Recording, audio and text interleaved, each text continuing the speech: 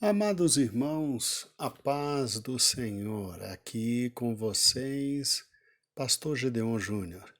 É uma alegria, nós estamos felizes e contentes com o Senhor nosso Deus, com o seu amado Filho, Jesus Cristo, e com o doce Espírito Santo. Nós estamos em Apocalipse capítulo 20 e estamos vendo a última grande batalha, chamada Batalha Final, não pode ser confundida com a Batalha do Armagedon. Nós vimos ontem, Satanás, após a Batalha do Armagedon, ele é preso, e ele é preso por 1000 anos. E após o milênio ele é solto, ele engana todas as nações possíveis, não todas as nações existentes. Muitos não serão enganados pelo diabo.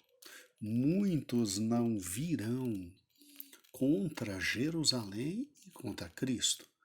Mas uma grande quantidade será absolutamente enganada pelo diabo e virá a Jerusalém nesta última batalha. Nesta última batalha. E conforme vimos ontem, esta é uma batalha em que o diabo não conta com seus dois grandes aliados, o falso profeta e o anticristo. Veja que no Armagedon os três estão juntos. Tanto a antiga serpente chamada dragão, ou diabo, estará junto com a primeira besta, a besta que surge do mar, o anticristo, e a segunda besta, a besta que surge da terra, que é o falso profeta. Interessante que os três juntos convidam os 10 grandes reis que o acompanham e tem literalmente pelo anticristo um sentimento servil e um posicionamento absolutamente servil e acompanham e vão contra exatamente Jerusalém. Jerusalém e todo Israel. E começam toda a batalha do Armagedon ali. No Armagedon mesmo, descem a Jerusalém e aí Cristo vem e põe seus pés sobre o Monte das Oliveiras e você já conhece perfeitamente esta batalha. Aqui não. Aqui nesta batalha de Apocalipse 20 nós vimos ontem que o diabo está só. Ele não tem mais o anticristo e a segunda besta, o falso profeta, que estão exatamente nesse momento já num lago de fogo e enxofre, para onde foram lançados no final da batalha do Armagedon. Não pode ser a mesma luta, de maneira alguma. São batalhas diferentes.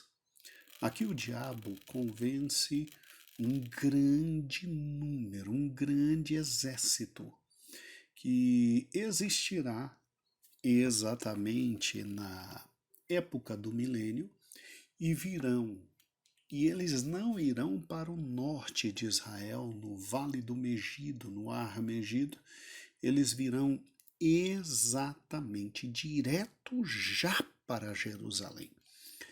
E vindo para Jerusalém, eles simplesmente desejam atacar e tomar o reino do grande rei, como se isso fosse possível. É interessante o versículo 9 de Apocalipse 20, quando diz: as nações marcharão por toda a superfície da terra e cercarão o acampamento dos santos, a cidade amada. Mas um fogo desceu dos céus e as devorou. Então, ao contrário do Armagedon, ninguém vai para a parte norte. Eles vêm direto para a parte sul e atacam diretamente Jerusalém. Ao contrário do Armagedon, Cristo aqui não está nos céus e Cristo não ouve o grito desesperador do seu povo de origem, os judeus, e desce dos céus e coloca os pés no Monte das Oliveiras. Isso ocorre no Armagedon. Aqui não. Aqui Cristo está em seu trono, em Jerusalém, assentado no seu trono, regendo toda a terra, absolutamente todos os moradores da terra. Veja que é uma outra batalha. Não é a mesma batalha. Aqui o Senhor Jesus está no seu reino milenar. É lógico que Cristo, como Deus, ele tem a possibilidade perfeita da onipresença. Mas, para distinguir de forma absolutamente diversa, ele aqui não desce dos céus e coloca os seus pés no Monte das Oliveiras, como foi no Armagedon. Aqui, nesta batalha, se diz de forma muito clara e evidente que quando eles cercarem Jerusalém, cai sobre eles fogo dos céus. Sim, eles vão cercar a cidade santa, a cidade de Deus. Mas, tal como ocorreu com Sodoma e Gomorra, cai sobre eles fogo do céu e os consome.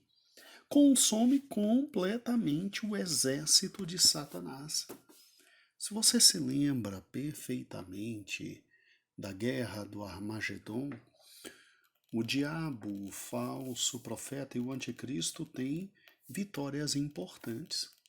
Eles primeiro conquistam a parte norte do próprio Armagedon, depois eles descem e, conforme está em Zacarias, capítulo 14, eles invadem Jerusalém. Eles tomam Jerusalém. E a descrição de Zacarias 14 é por demais horrível. Você se recorda? Olha o que diz a palavra de Deus. Eis que vem o dia do Senhor, em que os teus despojos se repartirão no meio de ti. Você se lembra que despojo era o direito que o conquistador tinha de ter os bens, as mulheres, exatamente tudo à sua disposição para o seu bel prazer em relação àqueles que foram conquistados? E em Zacarias 14 diz, os teus despojos serão repartidos no meio de ti, porque eu ajuntarei todas as nações para a peleja contra Jerusalém. A cidade será tomada, as casas serão saqueadas, as mulheres forçadas, ou seja, estupradas, e metade da cidade ainda sai para o cativeiro. Mas o restante do povo não será extirpado da cidade.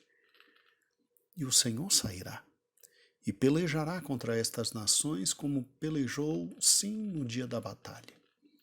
E naquele dia estarão os pés sobre o Monte das Oliveiras. E aí vem toda a reviravolta e toda a graça que Deus prometeu aqui no Armagedon.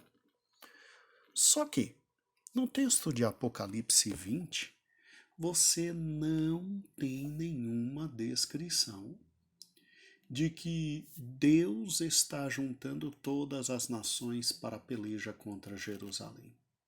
Você não tem a descrição de que a cidade será tomada. Você não tem a descrição de que as casas serão saqueadas, de que as mulheres são estupradas e que simplesmente metade da cidade sai para o cativeiro para descer. simplesmente descer como escravo. E aí Cristo de repente desce e coloca os pés sobre o Monte das Oliveiras. Você não tem essa descrição aqui em Apocalipse 20. Você tem algo sobrenatural e fantástico. Direto e objetivamente, você tem exatamente o texto bíblico dizendo que as nações vêm em decorrência da influência maligna e enganadora do diabo e que simplesmente fogo do céu desce e as devora. Nessa batalha, eles não têm nem chance de entrar na cidade, eles não têm nem possibilidade de conquistar nada, eles não têm viabilidade de vitória nenhuma. Eles só chegam, cercam, cai fogo do céu e acaba com todos eles. E Satanás é simplesmente pego e jogado no lago de fogo e enxofre. Meu Deus, pastor, mas como a descrição é completamente diferente do Armagedon? Óbvio. Porque no Armagedon, Cristo ainda não estava em Jerusalém. Cristo não reinava em Jerusalém. Os judeus ainda não tinham reconhecido seu irmão mais velho como reconhecerão lá, quando ele pisa os pés, coloca os pés, aí ele mostra as mãos e eles reconhecem e tem a salvaguarda do Senhor Deus Todo-Poderoso, nosso eterno Jesus Cristo. Aqui não. Aqui, meu amigo, você está cometendo o erro grave de cercar uma cidade que simplesmente sob ela já tem a graça do Altíssimo, a proteção do Rei dos Reis, que nela habita como Senhor e Rei, o Criador do universo. Então não há chance nenhuma, absolutamente nenhuma chance existe. É simples o que aqui acontece. Chegam perto e nem nos muros conseguem entrar. Porque fogo do céu cai e liquida. E liquida. Sabe, irmãos, é muito interessante um texto como esse. Você está vendo quem é o nosso Senhor? Você consegue entender quem é nosso Deus? Você consegue entender quem é Cristo? Meu Deus do céu, a petulância do diabo é até ingênua. Até ingênua. Eu estava pensando exatamente nisso e me veio aquele texto de Hebreus, lá no capítulo 12, versículo 29, que, sim, nos lembra que Deus é amor, mas também nos lembra de não brincar com verdades bíblicas, porque Ele é também fogo consumidor. E preste atenção, eu não estou saindo do contexto para me utilizar de um simples texto para fechar a compreensão aqui desse momento tão interessante do Apocalipse. Porque se você for comigo agora para Hebreus capítulo 12, olha o que diz a palavra do Senhor. Leia comigo a partir do versículo 1. Sei que Deus, como fogo consumidor, é o último versículo 29, mas olha de quem está falando aqui. Acompanhe comigo Hebreus 12. Portanto, nós também, pois que estamos rodeados de uma tão grande nuvem de testemunhas, deixemos todo o embaraço. Oh, meu irmão, abandone tudo que te traz problemas para servir a Cristo. Deixemos todo o embaraço e o pecado que tão de perto nos rodeia e corramos com paciência a carreira que nos está proposta. Olhando para quem? Olha quem toma agora o centro do capítulo 12. para Jesus, autor e consumador da fé, o qual, pelo gozo que lhe estava proposto, suportou a cruz, despesando a afronta e sentou-se à destra do trono de Deus. Considerai, pois, aquele, olha, de novo, Cristo como centro do capítulo, aquele que suportou tais contradições dos pecadores contra si mesmo, para que não enfraqueçais, desfalecendo em vossos ânimos, porque nós podemos desfalecer. Ainda não resististes até o sangue, combatendo com o pecado, e já vos esquecestes da exortação que argumentava convosco como filhos. Filho meu, não despreze a correção do Senhor e não desanimes quando fores por ele repreendido, porque o Senhor corrige quem ama, açoita quem o recebe por filho. Mas se você suportar a correção, Deus vos trata como filhos, porque que filho há quem o pai não corrija? Principalmente um pai como Deus que não nos quer vivendo de qualquer jeito. Olha que lindo agora. Mas se estáis sem disciplina, da qual todos são feitos participantes, sois então bastardos e não filhos. Lembre-se, né? Deus corrige a quem ama, o Pai corrige a quem ama. Aí agora o texto começa a tratar do Pai. Olha que lindo. Além do que tivemos nossos pais segundo a carne para nos corrigirem, e nós os reverenciamos. Não nos sujeitaremos muito mais ao Pai dos Espíritos para vivermos? Quer dizer, se a gente obedece o Pai que está aqui, a gente não vai obedecer a Deus. Porque aqueles, na verdade, por um pouco de tempo, nos corrigiram como bem lhes parecia, os nossos pais terrenos. Mas este, ou seja, o Pai Celestial, para nosso proveito, para sermos participantes da sua santidade. E lembre-se, né? Sem santidade, ninguém verá a Deus. E na verdade, versículo 11, toda a correção ao presente não parece ser de gozo, senão de tristeza, mas depois produz um fruto pacífico de justiça que nos exercitados por ela. Portanto, tornai a levantar as mãos cansadas, os joelhos desconjuntados, fazei veredas direitas para os vossos pés, para que o que manqueja não se desvie inteiramente, antes seja sarado. Segui a paz com todos e a santificação sem a qual ninguém verá o Senhor, tendo cuidado de que ninguém se prive da graça de Deus, e de que nenhuma raiz de amargura brotando vos perturbe, e por ela muitos se contaminem. Ninguém seja devasso, profano como foi Esaú, que por uma refeição vendeu seu direito de progenitura, porque bem sabeis que, querendo ele ainda depois herdar a bênção, foi rejeitado, porque não achou lugar de arrependimento, ainda que com lágrimas o buscou.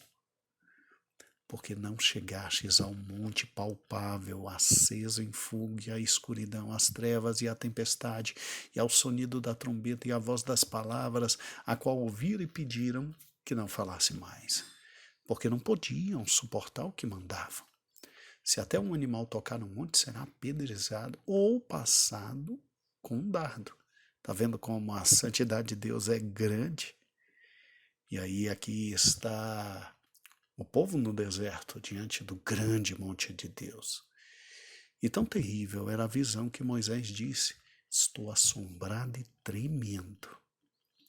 Mas chegastes ao monte Sião, a cidade do Deus vivo, a Jerusalém celestial e aos milhares de anjos, a universal assembleia e a igreja dos primogênitos que estão escritos no céu, e a Deus, juiz de todos, e aos espíritos justos aperfeiçoados, e a Jesus, mediador de uma nova aliança, e ao sangue da aspersão que fala melhor do que Abel, vede que não rejeiteis ao que fala. Porque se não escaparam aqueles que rejeitaram o que na terra os advertia, muito menos nós, se nos desviarmos daquele que é dos céus, a voz do qual moveu a terra, mas agora anunciou dizendo: "A uma vez mais comoverei ainda só a terra, senão também o céu." Agora preste atenção. Olha como é sério estar na presença de Deus. E esta palavra ainda uma vez mostra a mudança das coisas móveis como coisas feitas para que as imóveis permaneçam. Por isso, tendo recebido um reino que não pode ser abalado, retenhamos a graça pela qual sirvamos a Deus agradavelmente com reverência e piedade, porque o nosso Deus é um fogo consumidor. Você entendeu o final do capítulo? Presta atenção. Cristo recebe reino que não pode ser abalado, porque é um reino eterno, é o reino de Deus. E aí a nós é dada uma noção simples: retenham a graça, porque nós servimos a Deus agradavelmente pela graça, com reverência, com piedade e vida santa, porque o nosso Deus é fogo consumidor. Você entendeu? Porque na batalha final o diabo não consegue nem entrar em Jerusalém, porque quem está lá dentro é o Senhor dos Senhores, que tem um rei que é inabalável e um reino inabalável e que não se brinca mais com ele. Ele é fogo consumidor. Ele não é mais aquele da primeira vinda. Ele não é mais aquele que veio como cordeiro para sofrer e ser imolado. Não. Quem está aqui na cidade santa é o Senhor dos Senhores e o Rei dos Reis. Ele é fogo consumidor. Ou você já esqueceu de quem ele é? Você já esqueceu como são os olhos dele? Você já esqueceu como são os seus pés? Você já esqueceu como são os seus cabelos? Em Apocalipse capítulo 1, simplesmente versículo 14 diz que sua cabeça e cabelos eram brancos como a lã, como a neve. Os seus olhos como chama de fogo. Seus pés como latão reluzente, fortes, poderosos, como se tivessem sido refinados numa fornalha. Sua voz como a voz de muitas águas. Muitas águas. Pois é.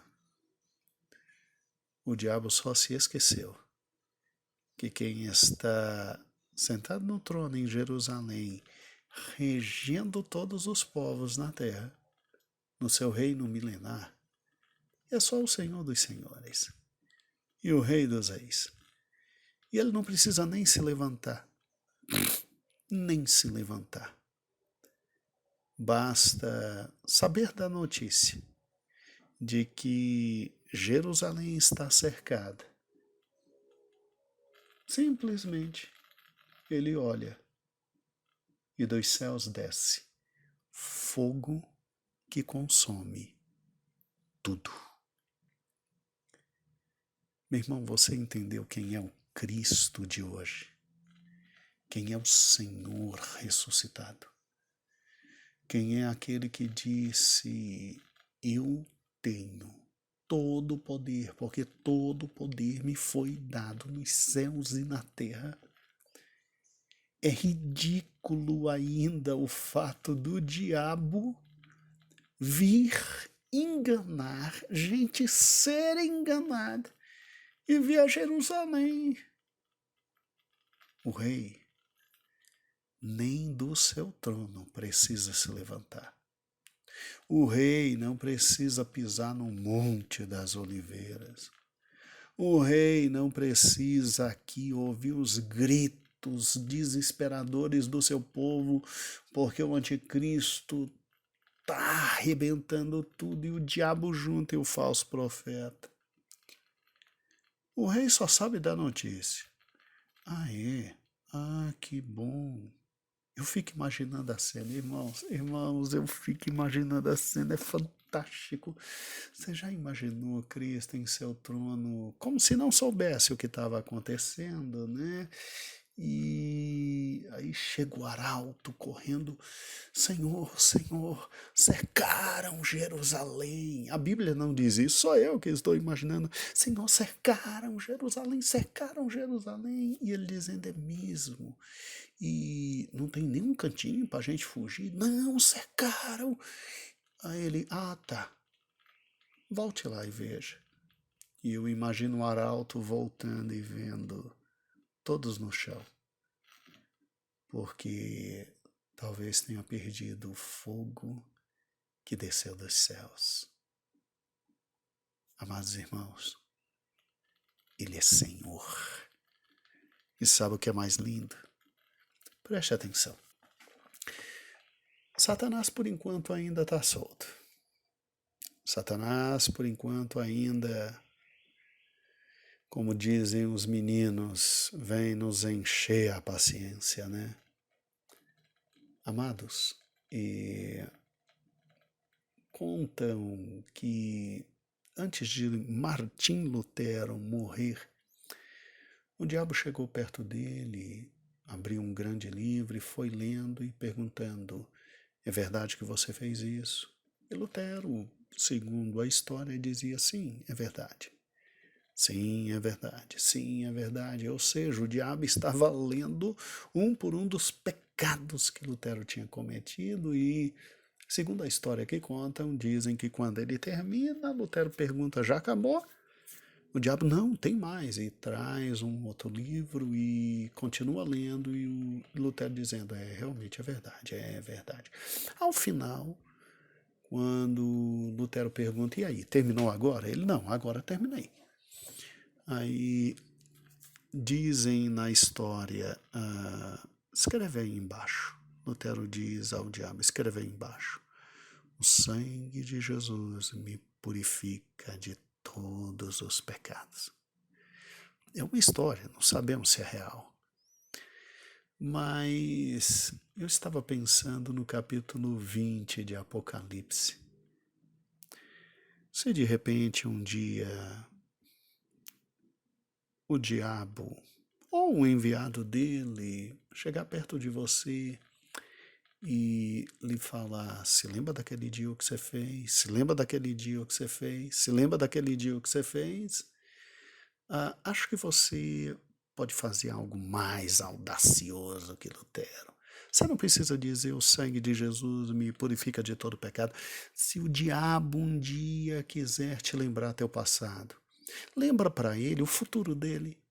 Diz assim, Satanás, não me enche a paciência.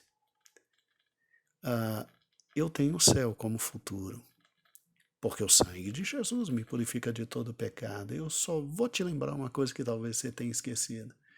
O teu futuro é no lago de fogo e enxofre. Fica tranquilo. Você se lembra, Satanás, que você virá depois do milênio contra Cristo. O teu futuro é lá, Satanás. Então, se um dia o diabo quiser te lembrar do teu passado, lembre a ele do que está aguardando a ele no futuro. Porque é ridículo o diabo pensar que pode vir de novo contra Jerusalém. Porque agora não tem mais.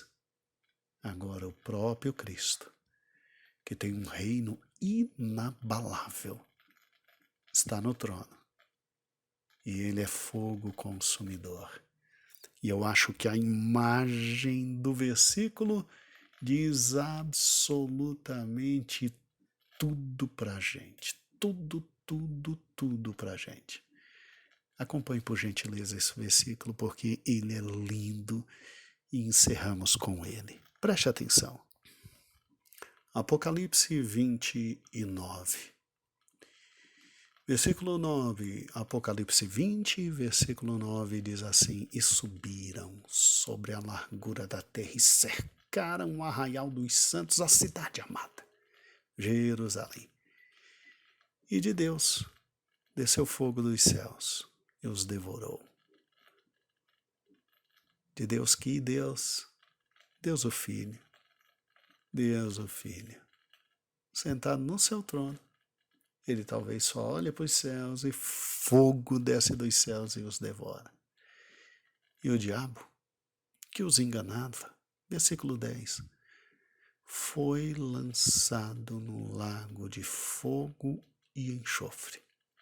E aí, acaba se encontrando com os dois companheiros, onde estão a besta e o falso profeta.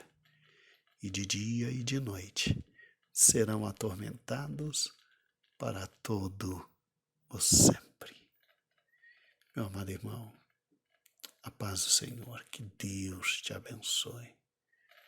Eu louvo a Deus por ser um Senhor tão precioso que nos ama e nos abre o futuro de forma tão direta e clara.